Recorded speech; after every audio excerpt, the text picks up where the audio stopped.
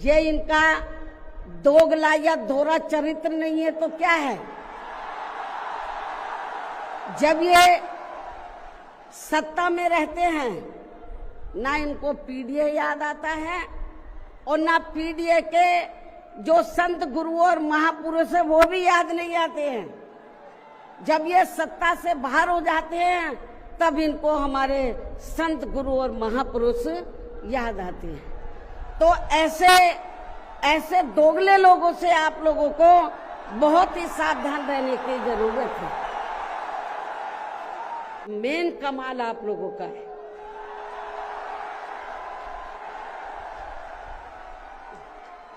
दूसरी पार्टियों की तरह हम लोग दिहाड़ी पे नहीं लाए हैं, मजदूरी पे। ये लोग अपने खुद के पैसों से चलकर यहाँ लाखों लाखों की संख्या में पहुंचकर इस बार यूपी में बीएसपी की 5वीं बार सरकार बनाने के लिए आप सभी लोगों के साथ साथ मैं भी हर स्तर पर अपनी पूरी ताकत लगा दूंगी, कोई कभी छोड़ूंगी नहीं। और इसके लिए इस बार मैं कोई कमी छोड़ूंगी नहीं, ये मेरा आज पार्टी के लोगों को वायदा भी है। बड़े अदब के साथ आज इस कार्यक्रम की मुख्य अतिथि व बहुजन समाज पार्टी की राष्ट्रीय अध्यक्ष एवं देश के सबसे बड़े प्रदेश उत्तर प्रदेश की 4 बार रही यशस्वी मुख्यमंत्री और साथ ही लोकसभा व राज्यसभा की कई बार रही सम्मानित सांसद तथा देश में सामाजिक परिवर्तन एवं आर्थिक मुक्ति मूवमेंट की महानायिका बहुजन समाज पार्टी के संस्थापक एवं मसीहा माननीय श्री कांशीराम जी की एकमात्र रही उत्तराधिकारी व आयरन लेडी परम आदरणीय बहन जी अब उनके सम्मान में अपने विचार व्यक्त करेंगी तथा पार्टी व मूवमेंट के हित में भी कुछ दिशा निर्देश देंगी। आदरणीय माननीय बहन जी। बाबा साहब अमर रहे, बाबा साहब अमर रहे, माननीय श्री कांशीराम साहब अमर रहे, माननीय श्री कांशीराम साहब अमर रहे। बहन कुमारी मायावती जी, बहन कुमारी मायावती जी, बहुजन समाज पार्टी, बहुजन समाज पार्टी जिंदाबाद। श्री आकाश आनंद जी जिंदाबाद, श्री आकाश आनंद जी जिंदाबाद। सर्व समाज के सम्मान में, सर्व समाज के सम्मान में, अपने महापुरुषों के सम्मान में बहन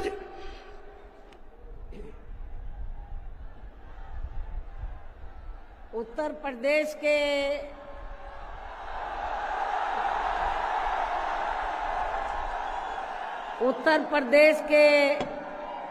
कोने कोने से आए हुए पार्टी के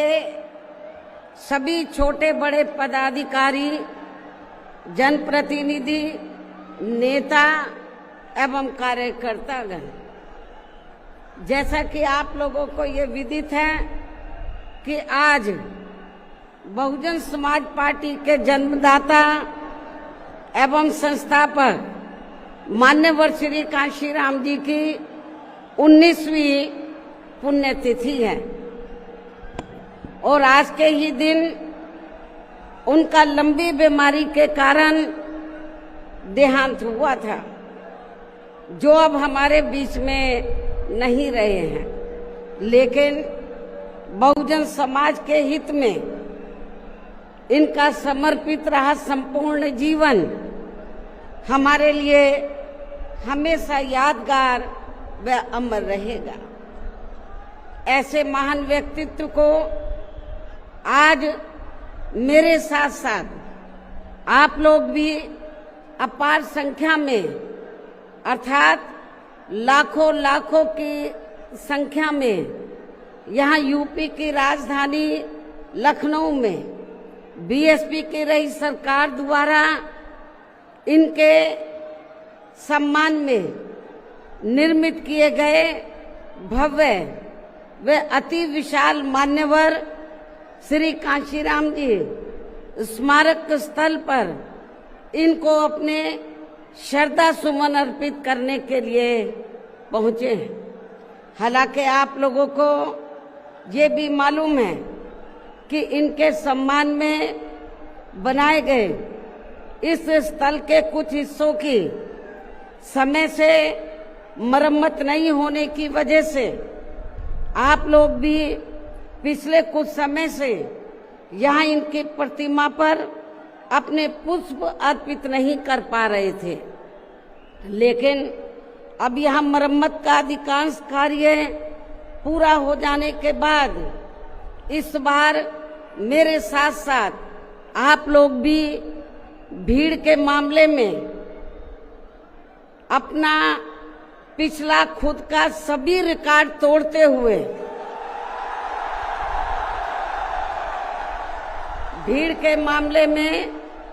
अपना पिछला खुद का सभी रिकॉर्ड तोड़ते हुए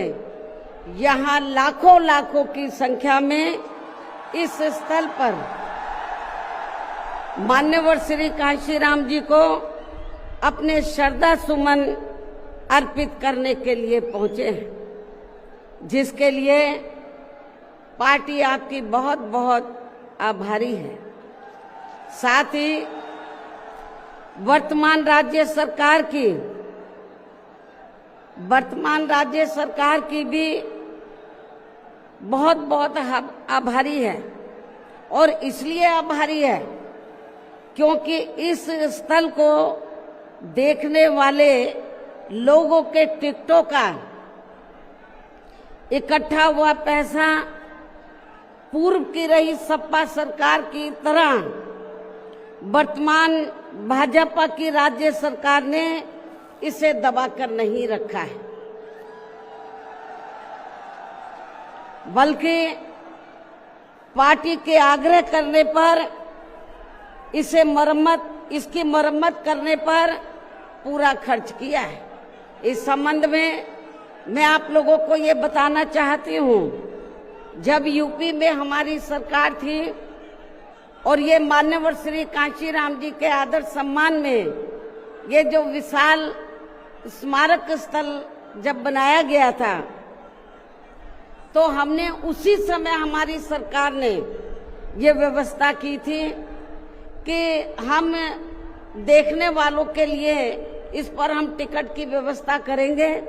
और इसका जो पैसा आएगा टिकट का, तो वो किसी और मद पर खर्च नहीं किया जाएगा, बल्कि जितने भी उत्तर प्रदेश की राजधानी लखनऊ में जो स्मारक बने हैं, पार्क बने हैं, तो उनके रख रखाव पर खर्च किया जाएगा। तो ये हमने व्यवस्था की थी। लेकिन दुख की बात यह है कि जब वर्तमान भाजपा की सरकार से पहले यहाँ सपा की सरकार थी,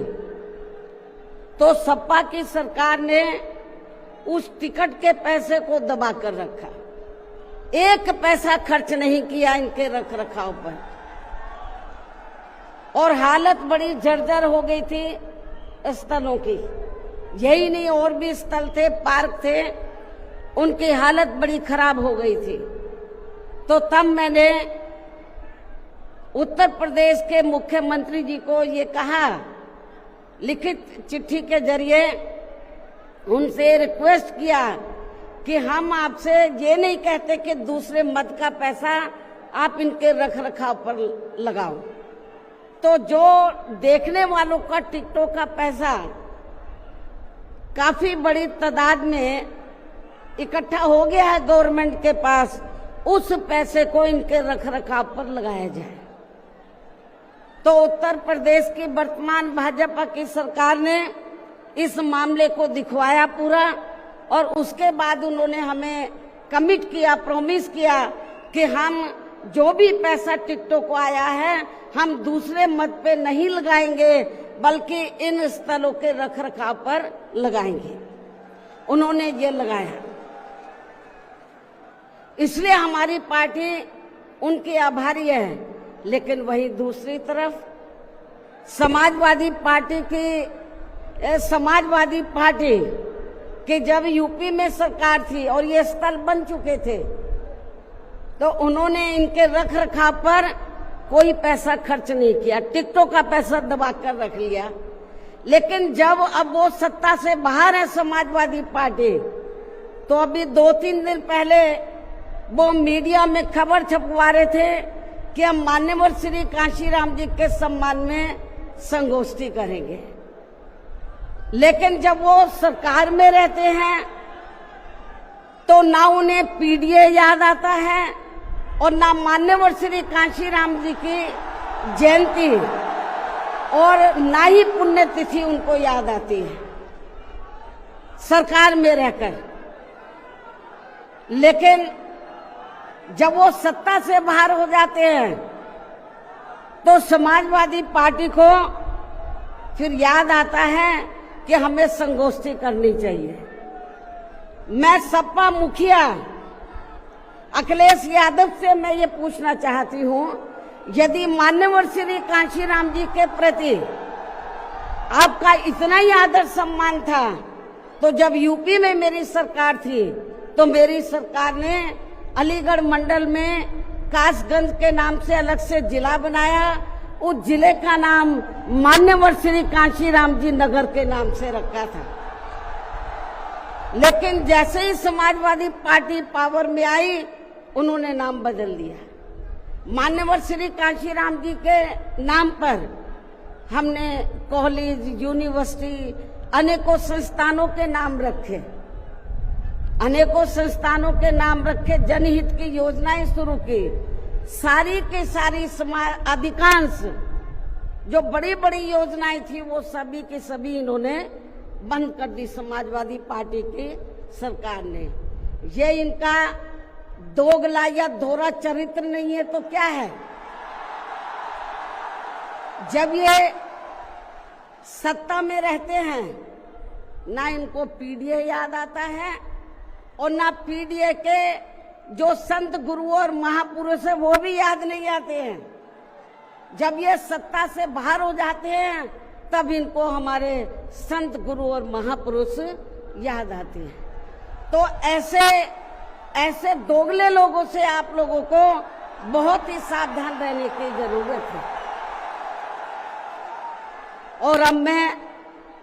मान्यवर श्री कांशीराम जी जो पंजाब राज्य के एक मध्यम दलित परिवार में पैदा हुए हैं तो इनके बारे में मैं ये कहना चाहूंगी कि इन्होंने भारतीय संविधान के मूल निर्माता एवं दलितों व अन्य उपेक्षित वर्गों के मसीहा परम पूज्य बाबा साहब डॉक्टर भीमराव अंबेडकर की मूवमेंट से व इनके कड़े संघर्ष एवं अथक प्रयासों से देश के खासकर करोड़ों दलितों, आदिवासियों, पिछड़े वर्गों, मुस्लिम व अन्य धार्मिक अल्पसंख्यक समाज के भी हित में भारतीय संविधान में दिए गए कानूनी अधिकारों से प्रेरित होकर तथा उनके बताए हुए रास्तों पर चलकर फिर अपनी पूरी जिंदगी इनके अधूरे रहे कारवां को मंजिल तक पहुंचाने के लिए समर्पित की है। और इसके लिए उन्होंने यानी कि मान्यवर श्री कांशीराम जी ने अपने माँ बाप, भाई बहन, रिश्ते नाते व सरकारी नौकरी आदि सभी त्याग कर बाबा साहब डॉक्टर भीमराव अंबेडकर जी के उस अधूरे रहे कारवां को पूरा करने के लिए लगा दी है जो बाबा साहब ने यहाँ देश के करोड़ों दलितों एवं अन्य उपेक्षित वर्गों के लोगों को ये कही थी कि मैंने, बाबा साहब ने क्या कहा था कि मैंने अपने कड़े संघर्ष एवं अथक प्रयासों से इन वर्गों के लोगों को भारतीय संविधान में इन्हें स्वाभिमान के साथ जिंदगी व्यतीत करने व खुद अपने पैरों पर खड़े होने के लिए कानूनी अधिकार तो जरूर दिला दिए हैं, लेकिन उनका सही से पूरा लाभ लेने के लिए इन सभी वर्गों के लोगों को अर्थात बहुजन समाज के लोगों को आपस में एकजुट होकर वह इन्हें अपने विशाल वोटों के जरिए यहाँ केंद्र एवं राज्यों की भी राजनीतिक सत्ता की मास्टर चाबी खुद अपने हाथों में लेनी होगी। ये परम पूज्य बाबा साहब डॉक्टर अंबेडकर ने कहा था। तभी फिर इनका वास्तव में सही से विकास व उत्थान आदि हो सकता है और तभी फिर ये लोग स्वाभिमान के साथ अपनी पूरी जिंदगी व्यतीत कर सकते हैं, क्योंकि इस मामले में बाबा साहब डॉक्टर भीमराव अंबेडकर जी का ये कहना था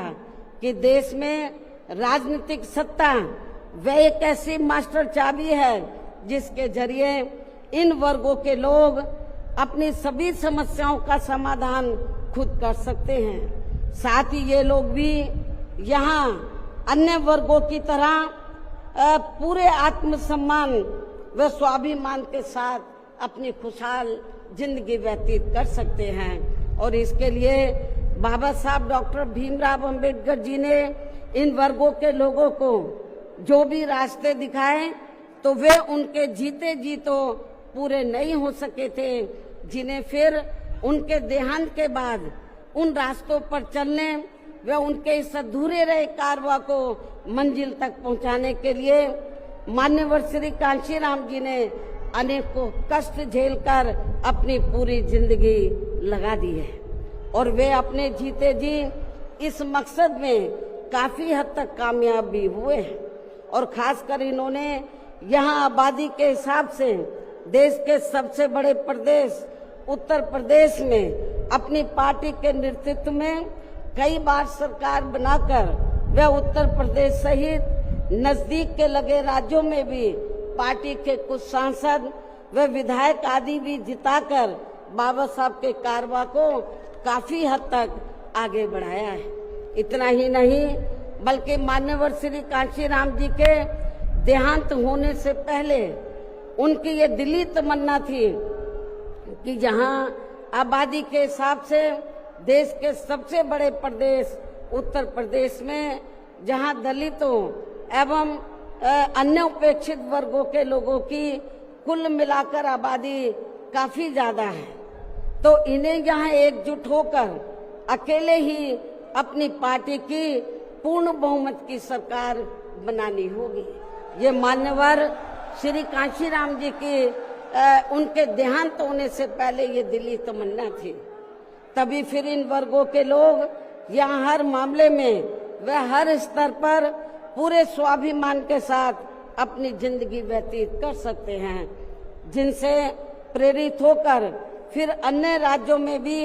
इन वर्गों के लोग खुद अपने पैरों पर खड़े हो सकते हैं। तभी फिर यहाँ बाबा साहब का काफी हद तक अधूरा रहा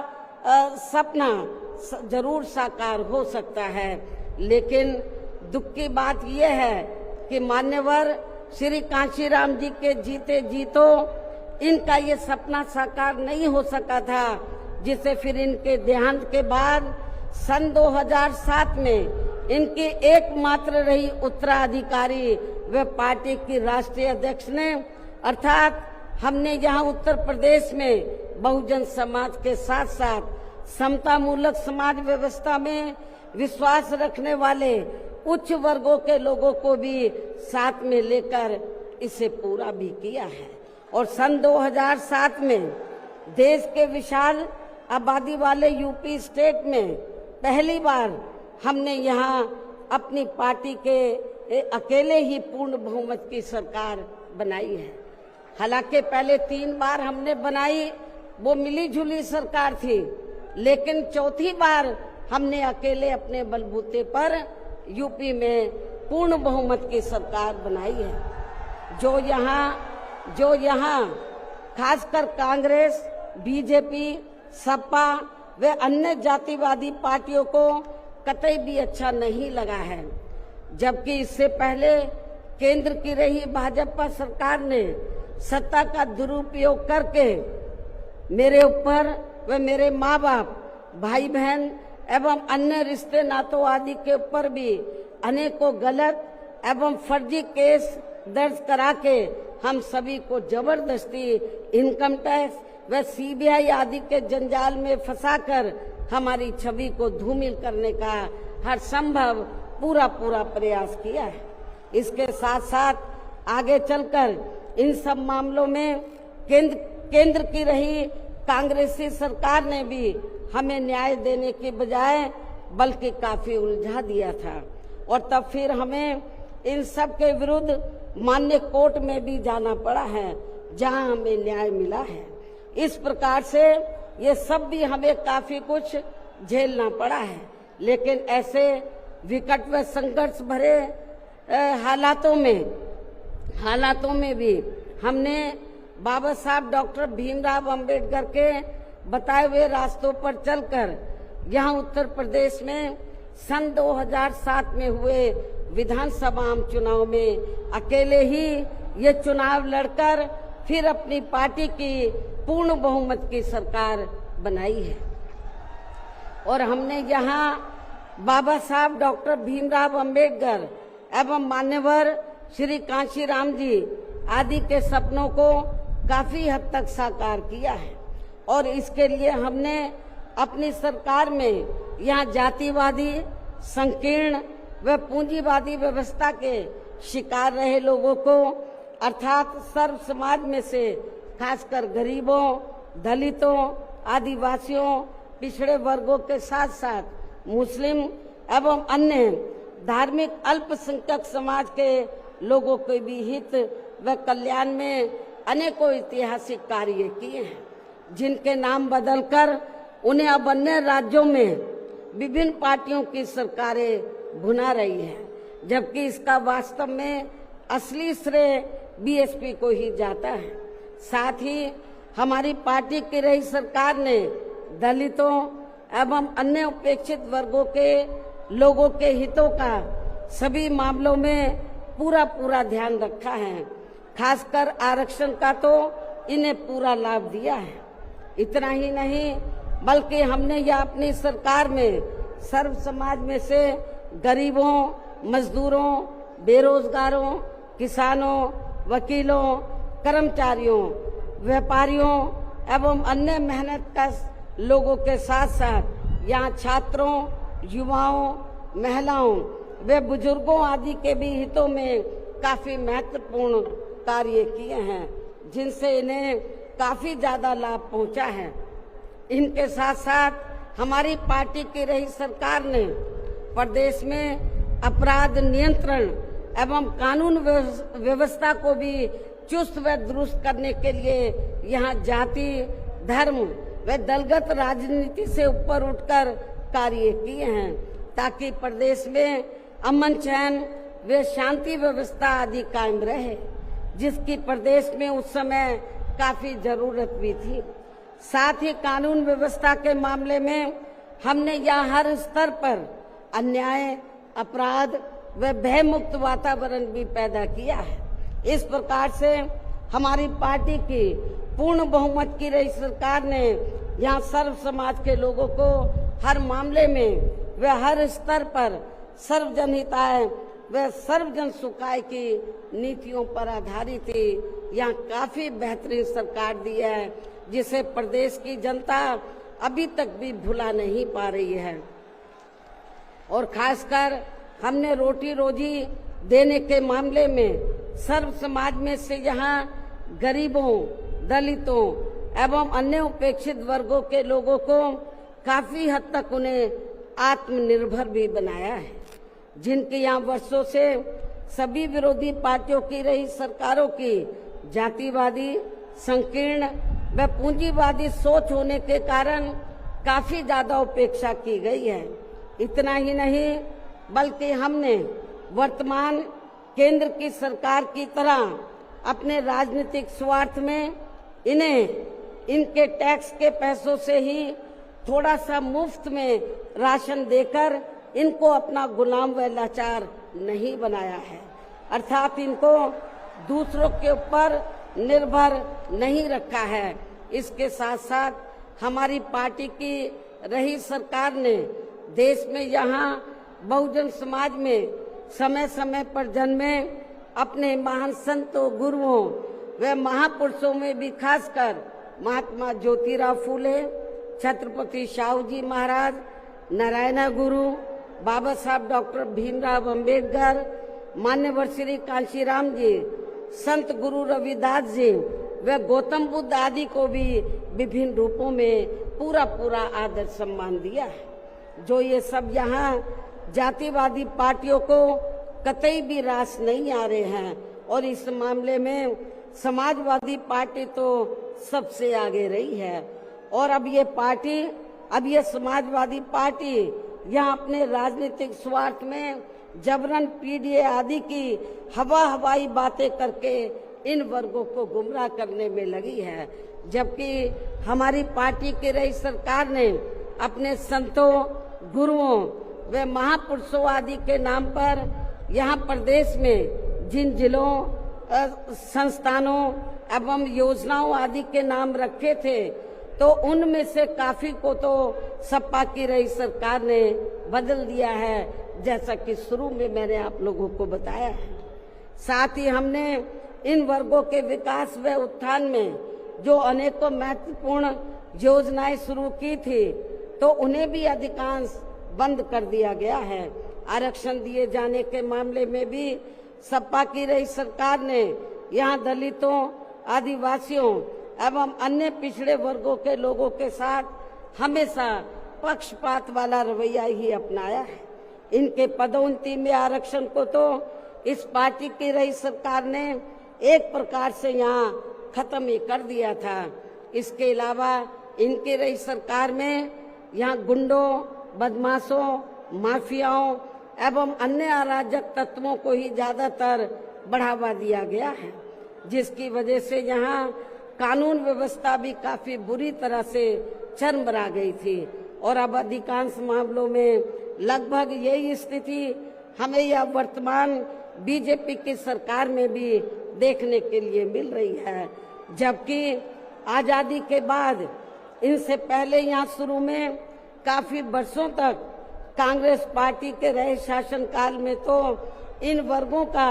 हर स्तर पर काफी ज्यादा शोषण व उत्पीड़न आदि हुआ है। एक प्रकार से कुल मिलाकर यहाँ यूपी में कांग्रेस पार्टी का भी ज्यादातर जातिवादी, संकीर्ण व पूंजीवादी सोच के आधार पर ही शासन चलता रहा है। और सन 1975 में देश में लगी इमरजेंसी में तो कांग्रेस पार्टी की रही सरकार ने यहाँ बाबा साहब के संविधान को भी काफी हद तक प्रभावहीन ही बना दिया था, जिसकी आड़ में अब इस पार्टी के लोग आए दिन किस्म किस्म की नाटकबाजी करते रहते हैं। संविधान को हाथ में लेकर किस्म किस्म की नाटकबाजी करते रहते हैं। इसके साथ साथ कांग्रेस पार्टी ने हर प्रकार के हथकंडे इस्तेमाल करके बाबा साहब डॉक्टर भीमराव अंबेडकर को संसद में भी चुनकर नहीं जाने दिया था। इसके अलावा केंद्र में इसी कांग्रेस पार्टी की रही सरकार ने भारतीय संविधान के मूल निर्माता एवं उपेक्षित वर्गों के मसीहा परम पूज्य बाबा साहब डॉक्टर भीमराव अंबेडकर को भारत रत्न की उपाधि से भी सम्मानित नहीं किया था। इसके बाद फिर इनकी मूवमेंट को आगे गति देने वाले मान्यवर श्री कांशीराम जी को भी उनके देहांत के बाद केंद्र में रही इसी कांग्रेस पार्टी की सरकार ने इनके सम्मान में एक दिन के लिए भी राष्ट्रीय शोक घोषित नहीं किया था। इसी प्रकार समाजवादी पार्टी की भी सरकार ने एक दिन के लिए भी राष्ट्रीय शोक घोषित नहीं किया था। साथ ही इन्होंने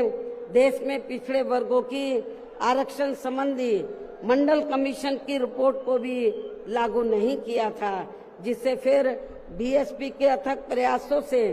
श्री बीपी सिंह जी की रही सरकार में ही लागू किया गया था।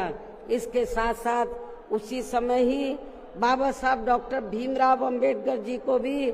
भारत रत्न की उपाधि से सम्मानित किया गया था। इसी प्रकार अब बीजेपी व अन्य जातिवादी पार्टियों के भी शासनकाल में इन वर्गों का शोषण व उत्पीड़न आदि होना अभी तक भी बंद नहीं हुआ है। इसके अलावा इनकी सरकारों में भी जनता को लुभाने के लिए आए दिन घोषणाएं, शिलान्यास व उद्घाटन आदि तो काफी किए जाते हैं, लेकिन इनसे भी जनता को कोई खास लाभ मिलने वाला नहीं है, क्योंकि ये कागजी व हवाई ज्यादा और जमीनी हकीकत में बहुत कम होते हैं।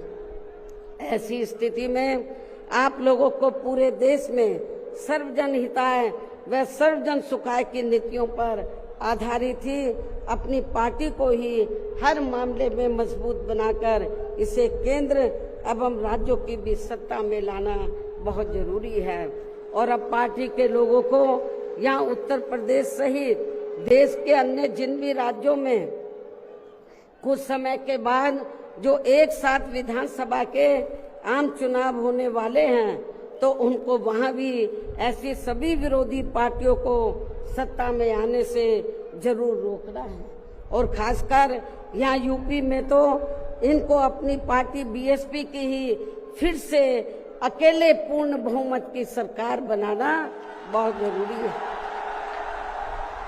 जिसे यहाँ कांग्रेस, बीजेपी, सपा व अन्य सभी विरोधी पार्टियां किस्म किस्म के षड्यंत्र व हथकंडे आदि इस्तेमाल करके इसे रोकने का हर संभव पूरा प्रयास करेगी। और इस संदर्भ में वैसे आप लोगों को ये मालूम है कि सन 2007 में यूपी में बीएसपी की ही अकेले ही पूर्ण बहुमत की सरकार बनने के बाद फिर बीएसपी की सर्वजन हिताय व सर्वजन सुखाय की रही कार्यशैली से पूरे देश में बीएसपी के बढ़ते हुए प्रभाव को देखकर फिर यहाँ सभी जातिवादी, संकीर्ण व पूंजीवादी पार्टियों ने अंदर अंदर आपस में एकजुट होकर अपनी पार्टी को यहाँ सत्ता में वापस नहीं आने दिया है। साथ ही देश के अन्य राज्यों में भी अपनी पार्टी को आगे नहीं बढ़ने दिया है, क्योंकि बीएसपी के यहाँ अकेले ही सत्ता में आने पर यहाँ यूपी में सन 2007 में बीएसपी के यहाँ अकेले ही सत्ता में आने पर इनको ये डर था,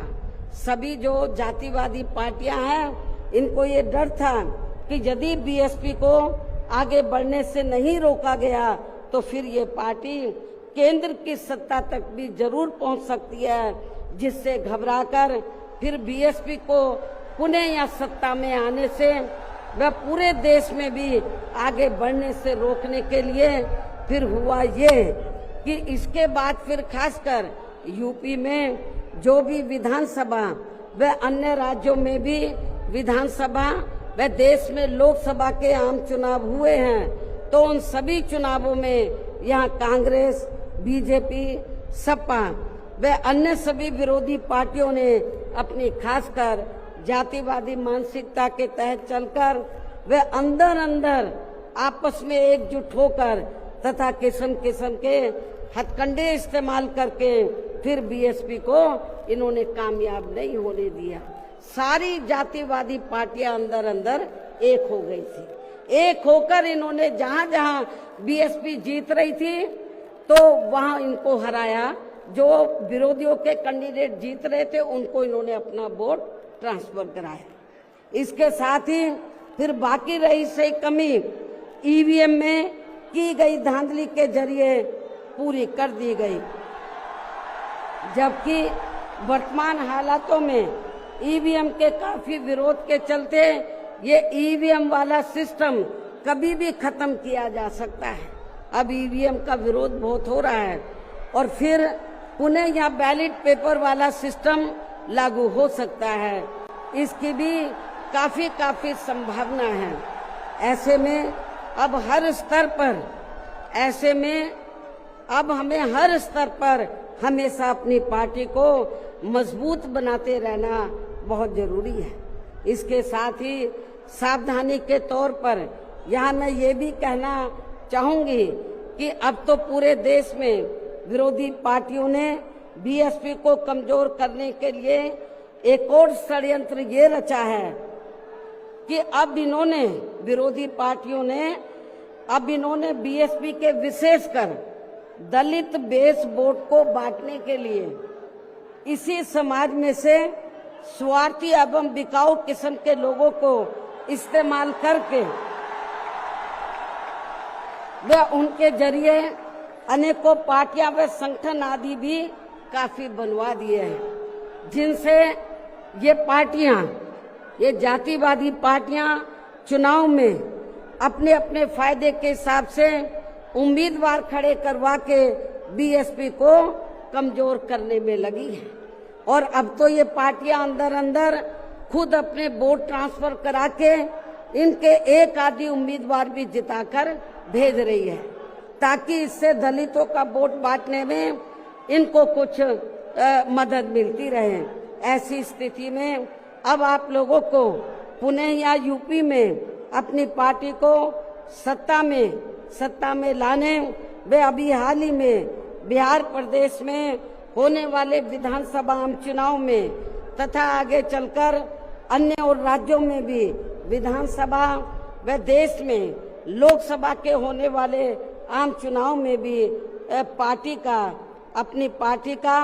बेहतर रिजल्ट लाने के लिए ऐसे सभी स्वार्थी एवं बिकाऊ दलित संगठनों व पार्टियों को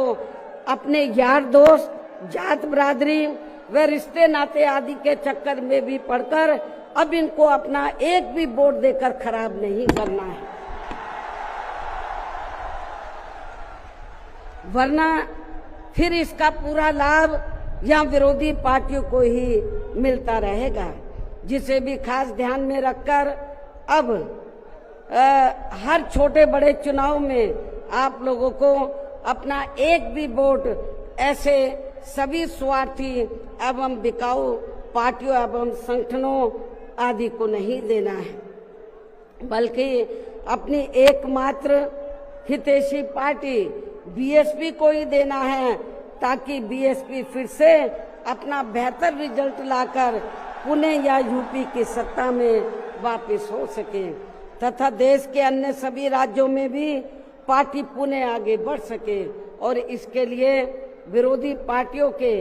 ऐसे अनेकों और भी सभी हथकंडों से अपनी पार्टी के लोगों को जरूर सावधान रहना है। इसके अलावा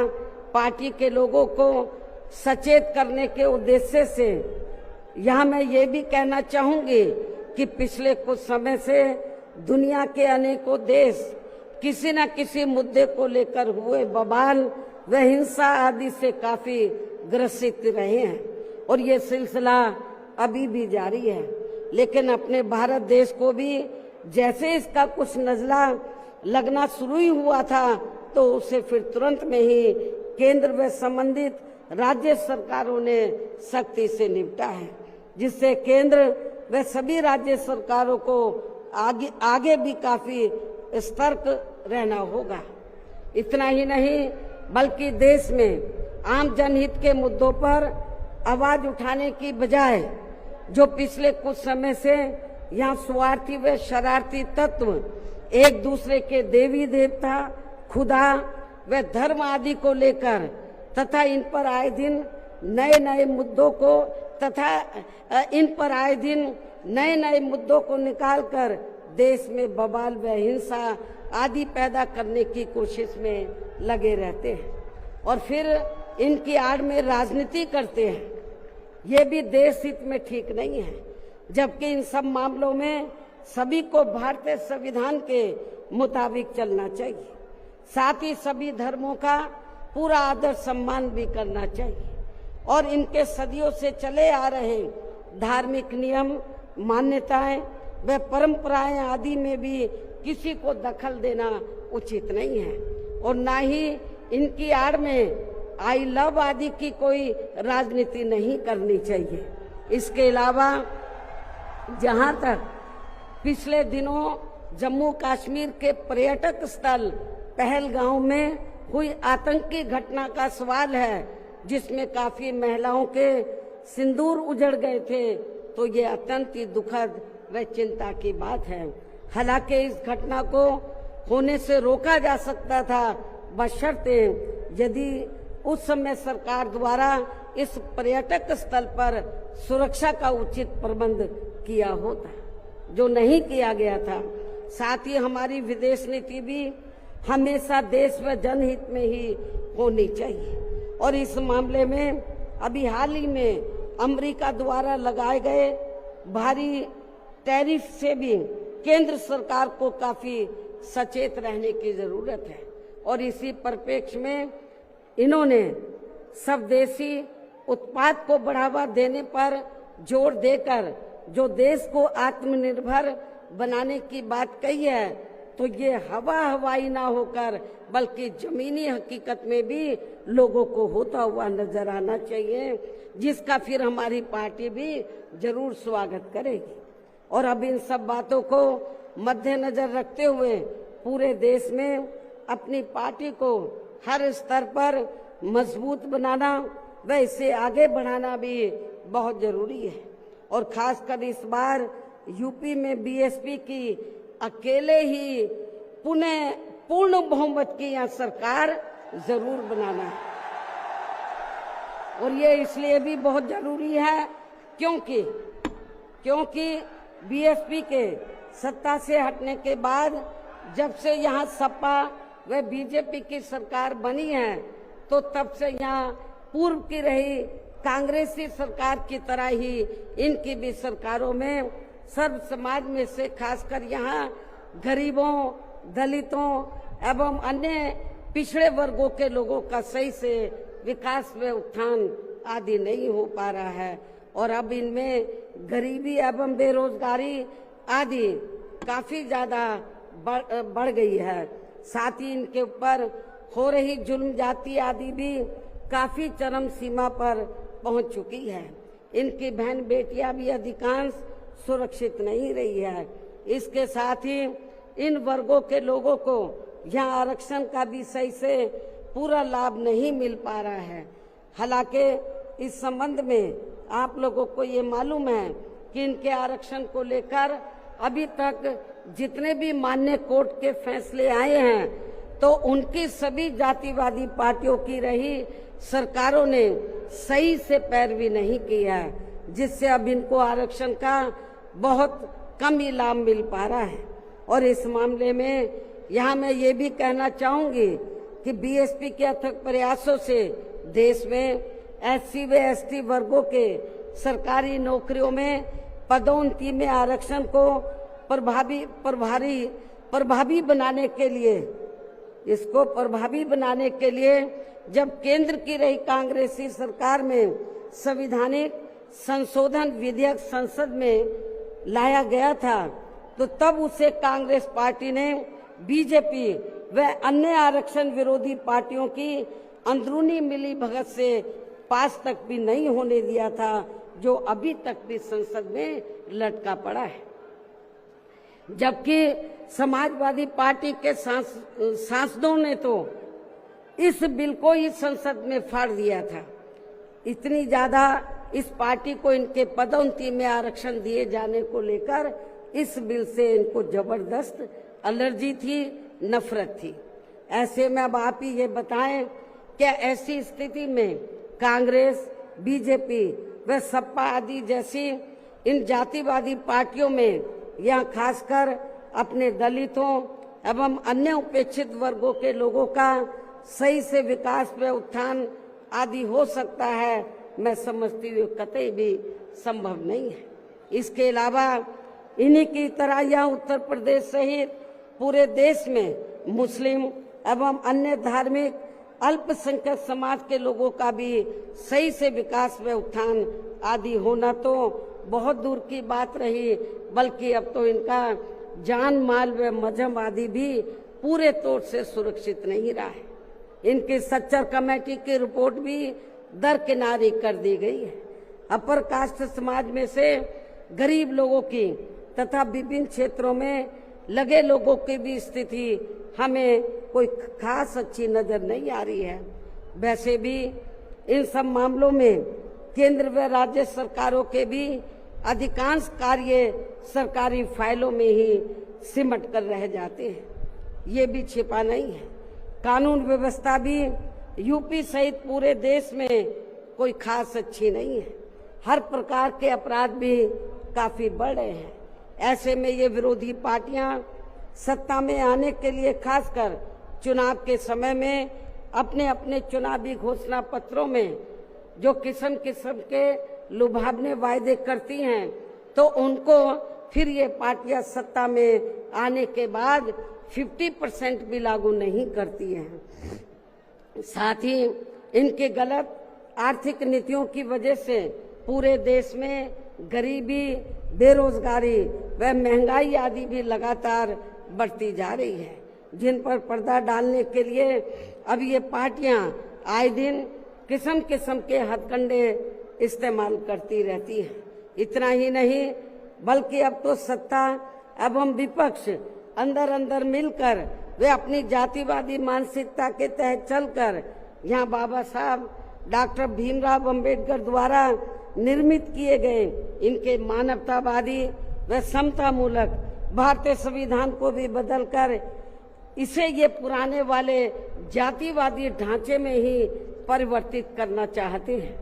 जिसके लिए इनके साधु संत भी आए दिन पैरवी करते रहते हैं, जिसे हमारी पार्टी बीएसपी कतई भी बदलने नहीं देगी, चाहे इसके लिए हमें कितना भी संघर्ष क्यों ना करना पड़े। तभी फिर यहाँ दलितों, आदिवासियों, पिछड़े वर्गों एवं अन्य उपेक्षित वर्गों के लोगों के कानूनी अधिकार सुरक्षित व बचे रह सकते हैं। वरना इन वर्गों के लोगों को अभी तक थोड़ा बहुत जो भी लाभ मिल रहा है, तो फिर यहाँ संविधान बदलने पर ये काफी कुछ खत्म ही हो जाएगा, जिन्हें बचाने व बरकरार रखने के लिए इन सभी वर्गों के लोगों को बीएसपी के झंडे तले आपस में एकजुट होना बहुत जरूरी है। साथ ही अपनी बीएसपी पार्टी को हर स्तर पर मजबूत बनाकर इसे सत्ता में भी लाना बहुत जरूरी है, क्योंकि बीएसपी ही एक ऐसी पार्टी है जो यहाँ बाबा साहब के बनाए गए संविधान को सुरक्षित रख सकती है और संविधान के मुताबिक चलकर यहाँ सदियों से उपेक्षित रहे दलित एवं अन्य उपेक्षित वर्गों के लोगों को अपने पैरों पर खड़ा कर सकती है। और ये सब आप लोगों ने यूपी में अपनी पार्टी की 4 बार रही सरकार के दौरान होते हुए देखा है। ऐसे में अब यूपी में बीएसपी को ही फिर से सत्ता में लाकर यहाँ की जनता को हर मामले में खुशहाल बनाना होगा, जिसके लिए पार्टी के लोगों को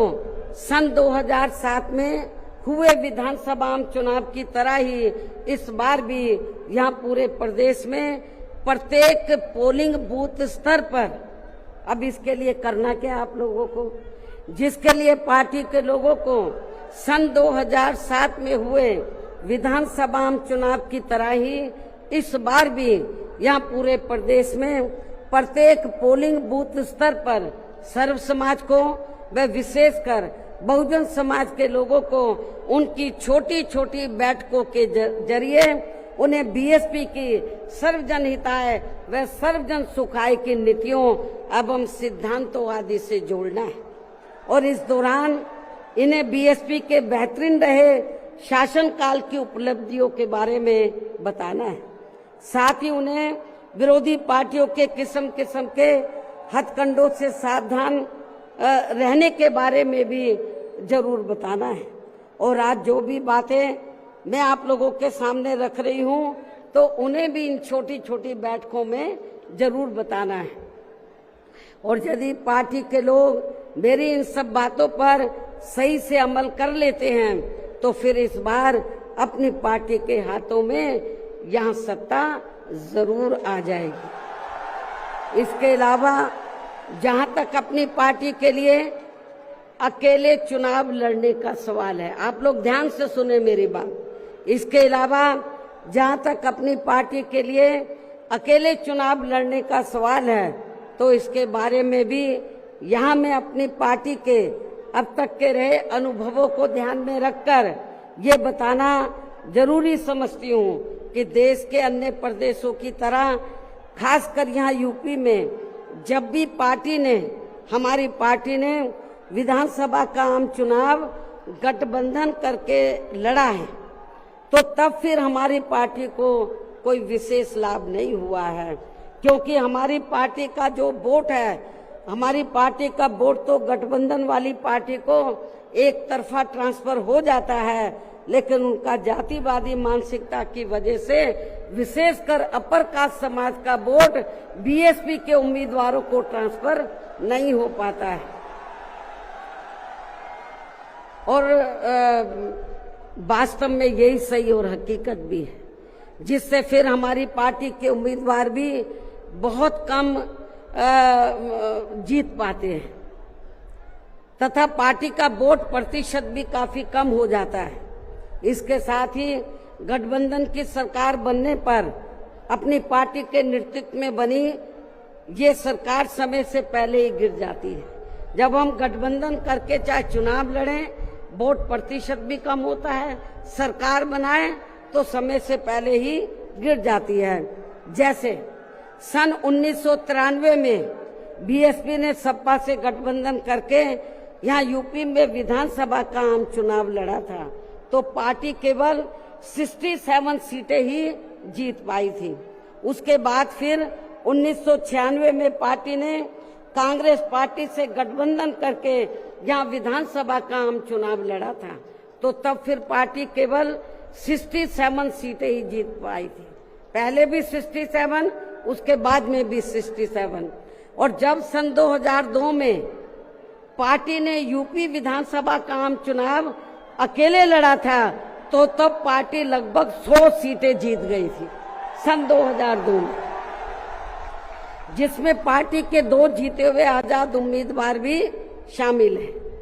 जिनको किन्हीं कारणवश सिंबल समय से नहीं मिल पाया था।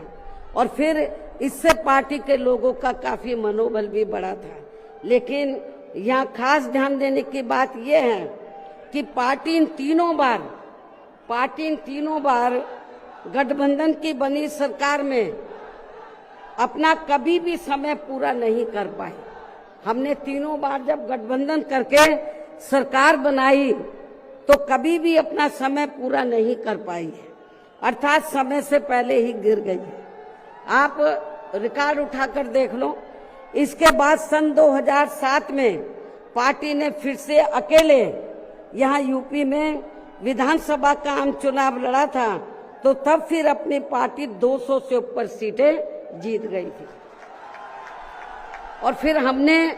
यहाँ यूपी में पहली बार पूरे 5 साल के लिए अकेले ही अपनी पार्टी की पूर्ण बहुमत की सरकार बनाई थी। और इस दौरान हमने सर्व समाज के हित में काफी ऐतिहासिक कार्य किए थे। ऐसे में पार्टी द्वारा गठबंधन करके चुनाव लड़ने से या फिर गठबंधन की सरकार बनाने से भी यहाँ सर्व समाज में से खासकर गरीबों एवं बहुजन समाज के लोगों का सही से विकास व उत्थान आदि नहीं हो सकता है। इसलिए इस बार यहाँ यूपी विधानसभा के होने वाले आम चुनाव में अब तक के रहे अनुभवों के मुताबिक हमारी पार्टी ने सन 2007 की तरह ही अकेले चुनाव लड़ने का फैसला लिया है। वैसे मुझे ये पूरा भरोसा है कि आज के कार्यक्रम में अपने खुद के पिछले सभी रिकॉर्ड तोड़ते हुए उम्मीद से कई गुना ज्यादा लाखों की संख्या में आई ये अपार भीड़ इस बार यहाँ यूपी में होने वाले विधानसभा आम चुनाव में अपनी पार्टी को सत्ता में जरूर लाएगी। और इसके लिए अभी से ही पार्टी के लोगों को यहाँ विरोधी पार्टियों के पुराने व नए सभी षड्यंत्रों व हथकंडों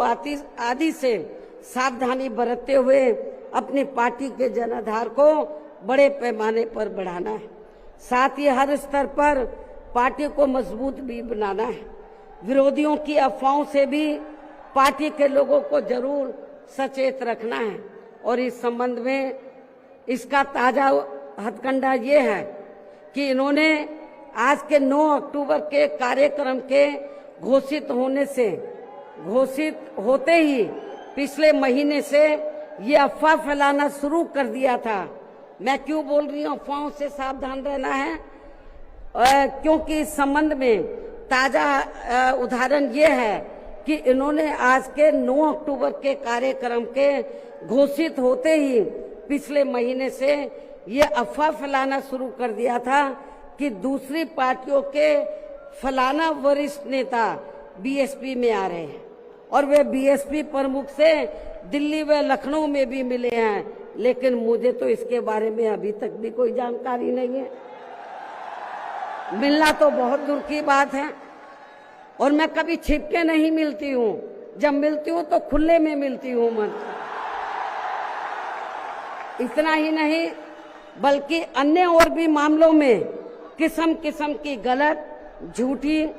व तथ्यहीन खबरें एवं अफवाहें आदि फैलाने के लिए भी यहाँ विरोधी लोग सोशल मीडिया, जातिवादी मानसिकता वाले टीवी चैनल एवं प्रिंट मीडिया आदि का भी काफी दुरुपयोग व गलत इस्तेमाल कर सकते हैं। जबकि विरोधी लोग सन 2007 में भी ऐसी अफवाहें फैलाते रहे हैं, लेकिन उस समय हमारे लोगों के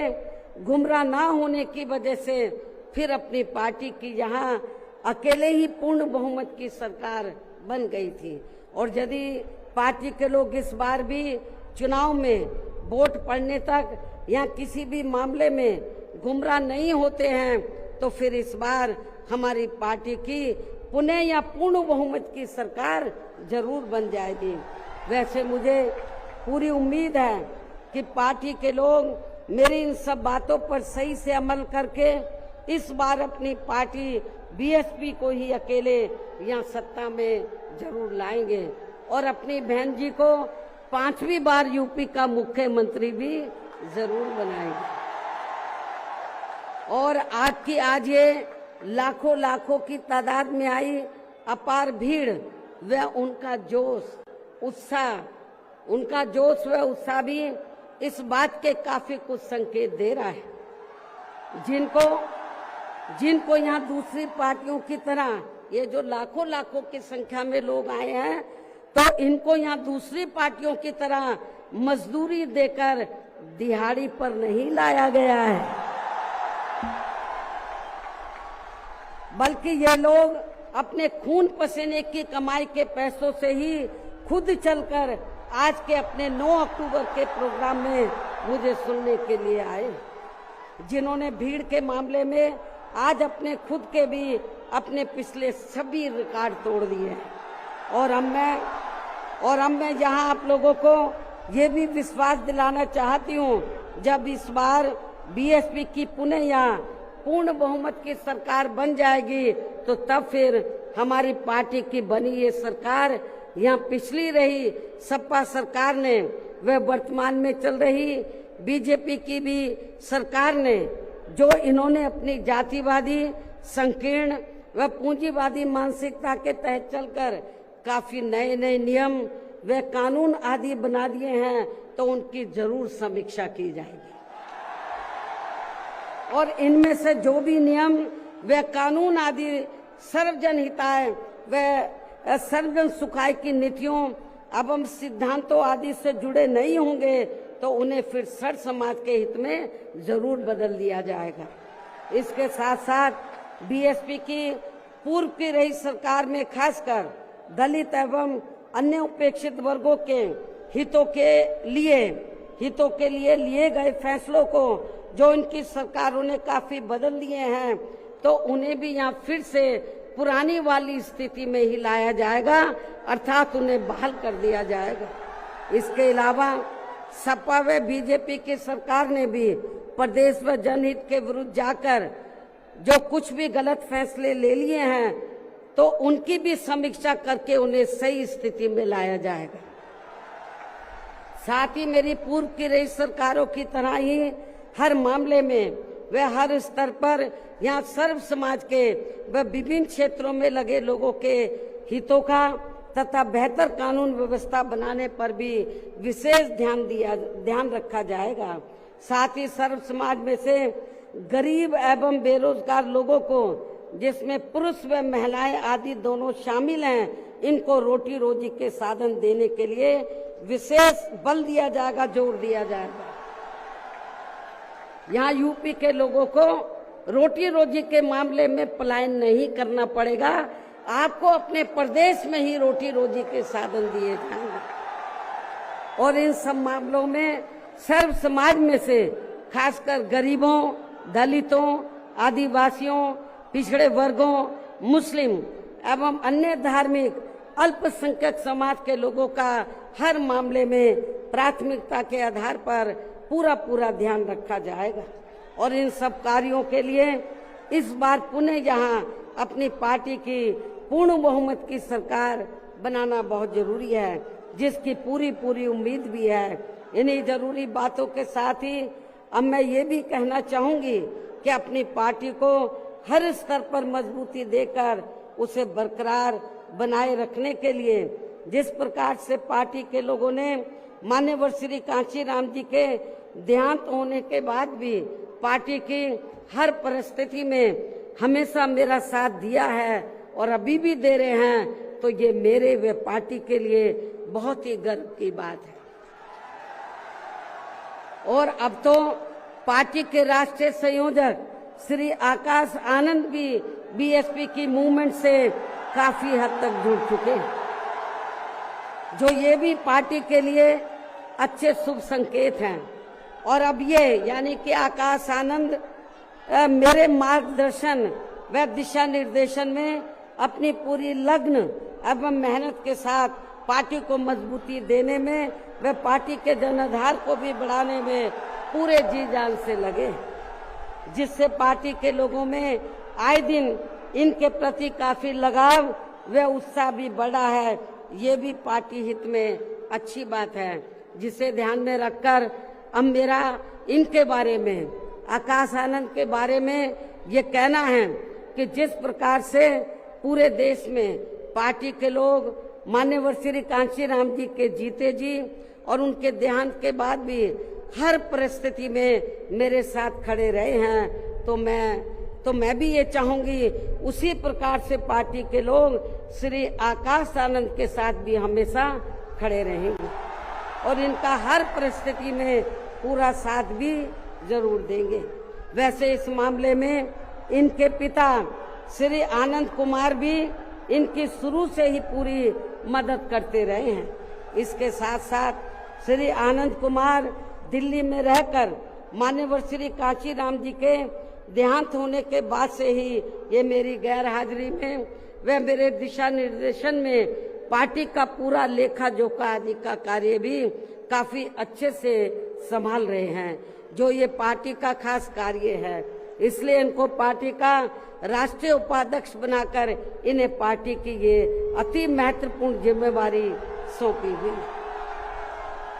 इसी प्रकार से पार्टी के राष्ट्रीय महासचिव श्री एससी मिश्रा जी को भी हमने पार्टी का लीगल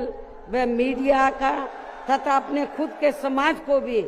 अपने खुद के ब्राह्मण समाज को भी पार्टी में जोड़ने का ये विशेष कार्य सौंपा हुआ है,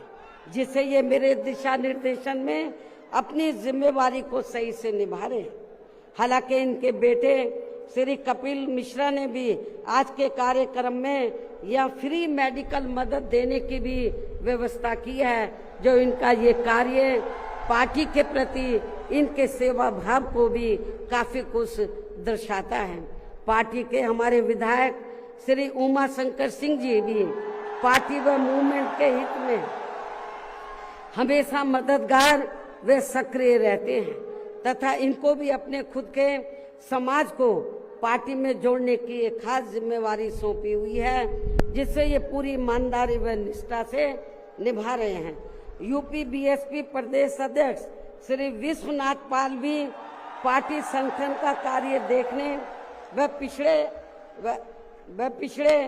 वर्गों को जोड़ने के साथ साथ ये पूरे प्रदेश में जहाँ भी बहुजन समाज के लोगों पर जुल्म जाति आदि होती है, तो वहाँ ये मेरे दिशा निर्देशन में जाकर उन्हें न्याय दिलवाने का भी पूरा